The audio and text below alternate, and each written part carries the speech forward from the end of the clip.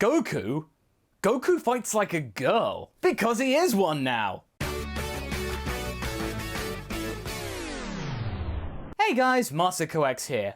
You know, these what ifs, they can be rather compelling sometimes. Sometimes they can be easy, sometimes they can be hard. Other times they're completely well answered questions with plenty of footing in the lore.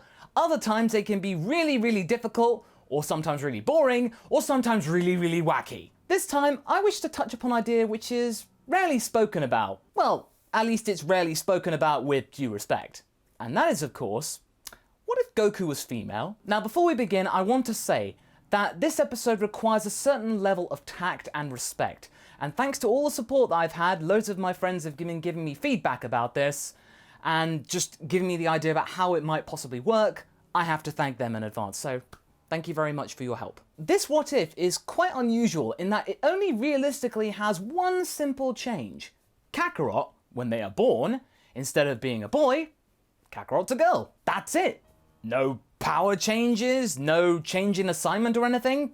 It's basically the same. Simply put, the second born of Bardock is still sent off planet because Bardock, no matter what he's thinking, he wants to get his offspring off of the planet before it blows up or anything bad happens. So no matter what gender his children are, he's going to make sure they get out lickety-split. Upon landing on Earth, Grandpa Gohan would still come across the baby Goku and would still take her in because, well, it's a baby with no sign of parents or anything like that, so you're going to take her in. And over the next few months, he begins to observe her ferocious temperament, yet also at the same time, her keen fascination in his martial arts training. She'd fall into some kind of trance whenever Gohan's practicing his morning exercises and whatnot, and he began to notice this. It's kind of like the Saiyan equivalent of a lullaby. Then of course we have the head injury, which would then turn Goku into a rather placid child who's a complete delight to be around. Other than that, there isn't really anything that's drastically changed. I believe that Grandpa Gohan isn't one to judge when it comes to guys and girls and stuff like that, because I'm pretty sure that in his time, he would have known many great female martial artists. All that he would hope for is that Master Roshi one day wouldn't get any ideas. But unfortunately, he doesn't live to see the day, because, you know, the whole thing with Ozaru getting squished by Goku, that still happens unfortunately. And the young child has absolutely no recollection of it whatsoever. But luckily for her, as we all know, Goku is the kind of person that can easily live off the land. Now the real question would be this. Would Grandpa Gohan still call the baby Goku? Well, I think so. To me, Goku is a gender-neutral name. In the Dragon world, you can have all sorts of crazy, wacky names. It doesn't matter what you identify as. In fact, you're almost weirder for having two names rather than one, if you think about it. I believe that maintaining the status quo with Goku's name is pretty much reasonable. Now, the first real twist in proceedings would be the moment when Goku has first contact with Bulma. Instead of Goku not knowing what a girl is and all that crazy hijinks, well, I mean, she would know exactly what a girl is because, you know, she is one. Bulma initially would be rather astounded that a young girl would be living on her own in the middle of the woods for some reason. But Goku would easily brush this off, saying that, oh, I've been living in the forest for years, I've been perfectly fine. At first, Bulma would be pretty horrified that this child has just been living rough for so many years, but then, at the same time, I think she would actually develop a lot of respect. She's kind of intrigued. This is a girl who seems physically capable.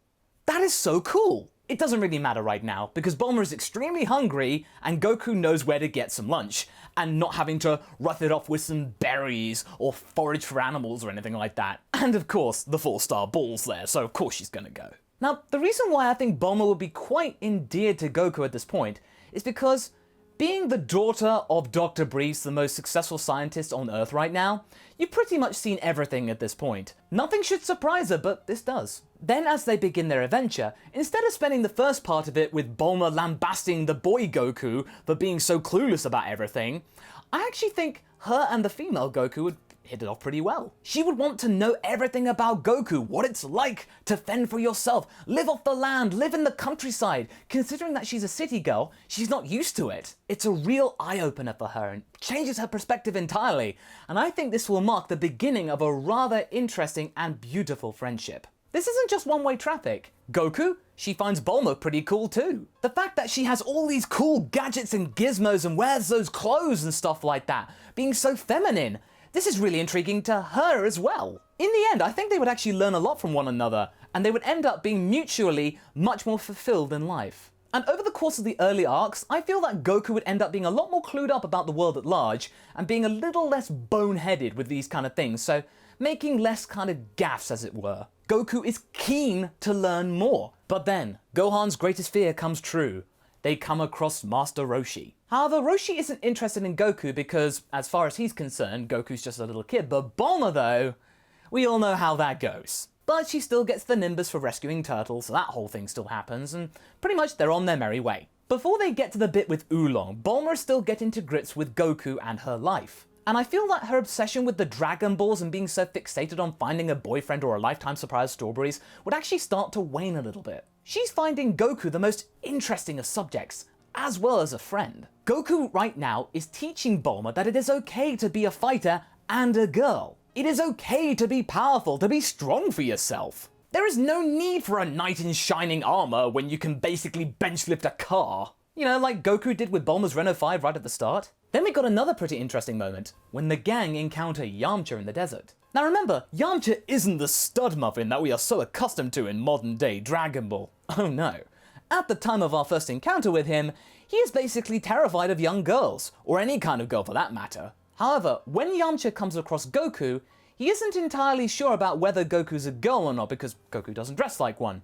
So he's gonna do his bandit ways and the two continue their fight like they do in the original story. This fight is rather fascinating and Yamcha's really getting into the element and finding Goku a worthy opponent. They treat each other as equals and he's feeling fired up. Instead of Bulma intervening at this point though, Yamcha and Goku's fight reaches its endpoint and the two of them end up on the ground, tired, completely bruised up, but feeling absolutely satisfied. Yamcha then gets up and is about to pilfer Goku's stuff, but then decides against it. And Puar cannot commend him enough. Yamcha actually bends down and asks Goku her name. Goku responds, and then it hits Yamcha that he basically beat up a girl. But you know what? He didn't actually notice. Nor, as he actually realized, is he even scared. Huh. Wow. I guess he's not scared anymore. Fighting Goku and being almost bested by someone like that has really opened Yamcha's eyes.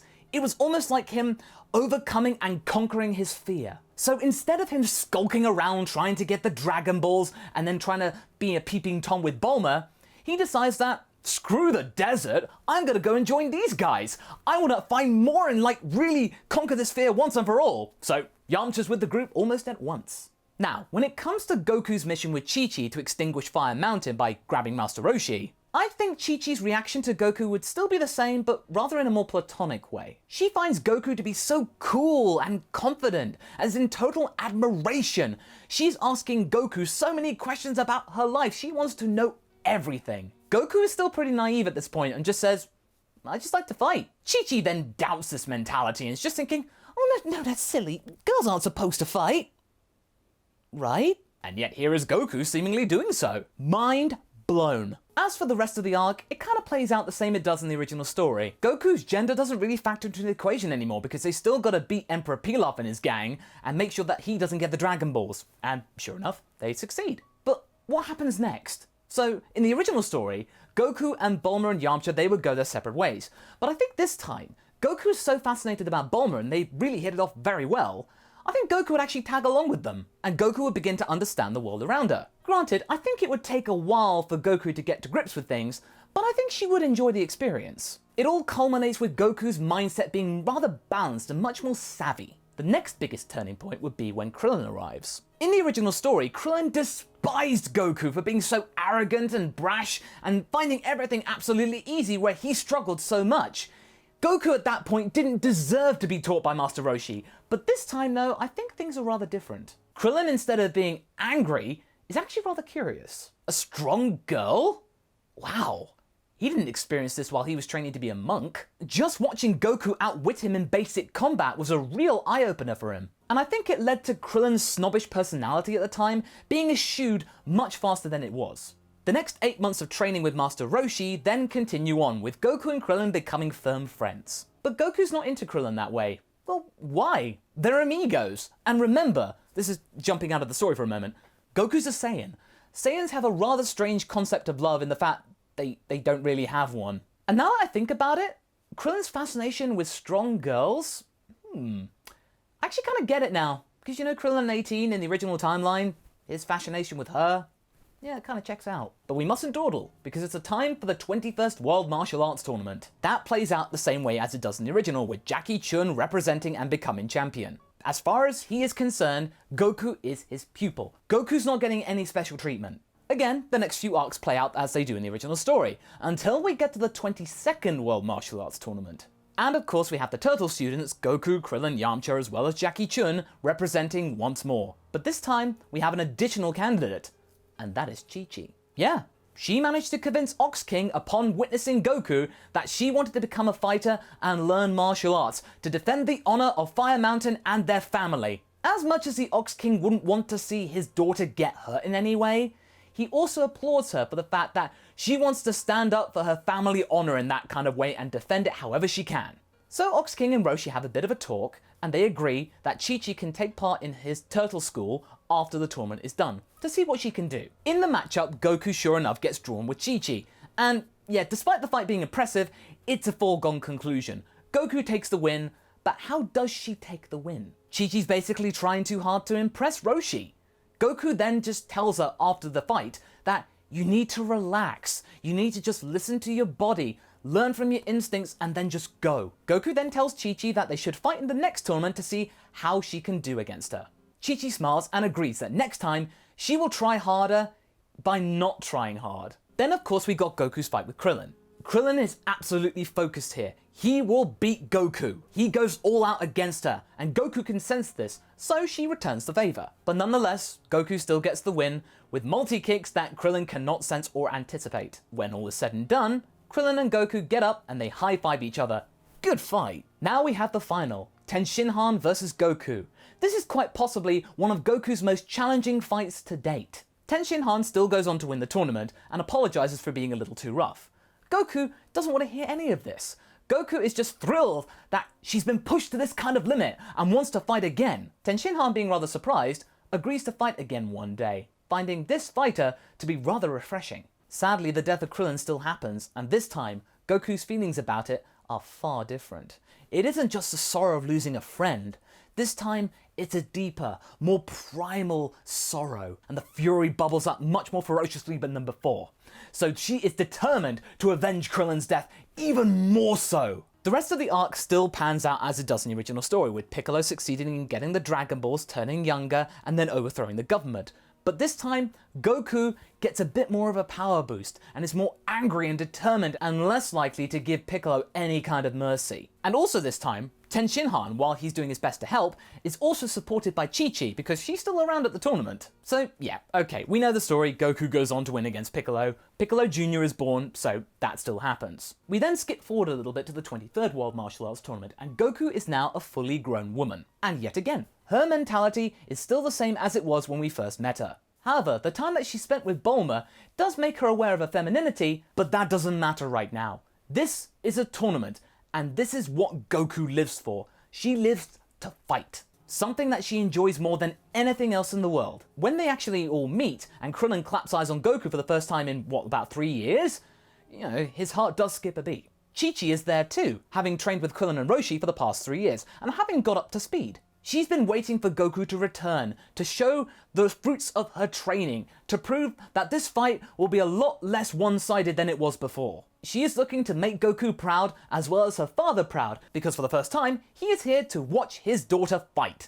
And understandably, he's a little bit nervous because, "No, Chi-Chi, I don't want to see you get hurt, no." When Goku does fight Chi-Chi in the second match, this fight is surprisingly close. Goku is impressed by Chi-Chi's focus this time around, and has to go to really great lengths to sometimes not get thrown out of the ring unwittingly. However, Goku's training does come into its own, as well as her stamina, so Chi-Chi is bested by being hurled out of the ring and getting a little bit exhausted. Goku then jumps down and congratulates Chi-Chi, saying that fight was awesome! That was such a great warm-up. Warm-up? Chi-Chi finds this absolutely infuriating. This is not what she wanted to hear, so this just makes her even more riled up, so she just walks off in anger, grumbling to herself that, "Oh, Goku, I'm gonna get you once we start training again. I'll show you!" As for the fight with Piccolo Jr., well, pretty much happens the same as it does in the original arc. The fight is still vicious, with Goku getting the win out of sheer determination. The scenario ends for now, with Goku, Krillin, Yamcha, Tenshinhan, and Chi-Chi all promising to train together and be stronger than ever. They are going to come back to the next tournament and show each other who is the best. It's almost like the Breakfast Club, but with combat. So there we go.